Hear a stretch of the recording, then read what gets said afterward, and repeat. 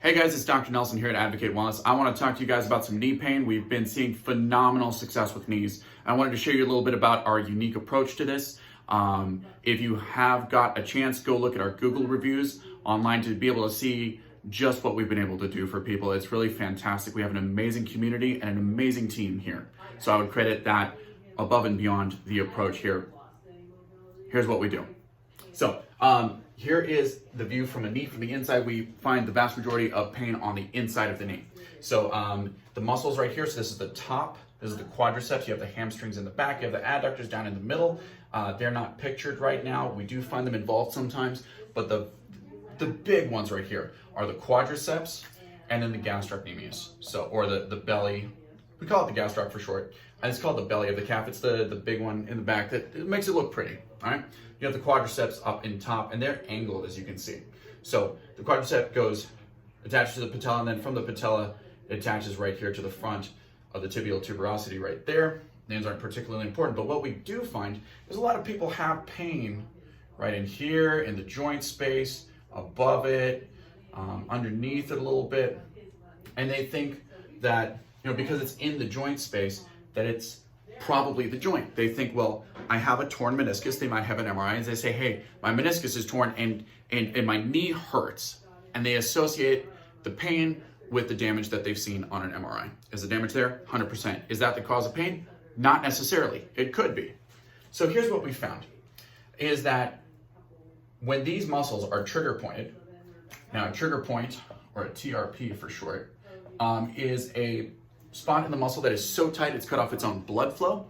And additionally, it may have scar tissue built up in the muscle that attaches the fibers any which way instead of laying them down in line as it does after you work out and stretch. So it becomes a little tight ball that cuts off its own blood flow. It just becomes toxic and painful, and then it shoots pain. Say there's a trigger point here. It'll shoot that pain up the muscle all the way to the attachment because the muscle doesn't have nearly as many nerve endings as the joint capsule does, which this goes right past and in the bone lining right there. So what we find then is that when we release these and we apply laser therapy and myofascial therapy, in addition to making sure that the nerves are no longer inflamed with a chiropractic adjustment, we'd be looking at the mid-back and the pelvis here especially. Mid-back, low-back, pelvis has a huge bearing on the low back and the knee. When we also release the trigger points and we shine a light on there, the laser therapy helps to decrease inflammation and speed up healing by 2 times. When we do that, we find that the vast majority of people's pain goes down and they're able to keep it away. We teach people how to remove those trigger points on an ongoing basis with lacrosse balls to be able to do myofascial work. We have our own special approach for that. It's very easy. Takes 5 minutes a day, every day. We tell people, do it every day for 5 minutes. Twice a day if you want to get better faster. There's extra credit opportunities available. Everybody loves a gold star. So I hope that helps add a little bit of information to your day. I hope it helps you understand just what is possible with a knee. We just had somebody walk in, one of our dear patients who said, hey, I was hurting. I don't know what you guys did, but I was able to go to the casino and walk around and just have a fantastic time. And we're so excited. But this is what we did.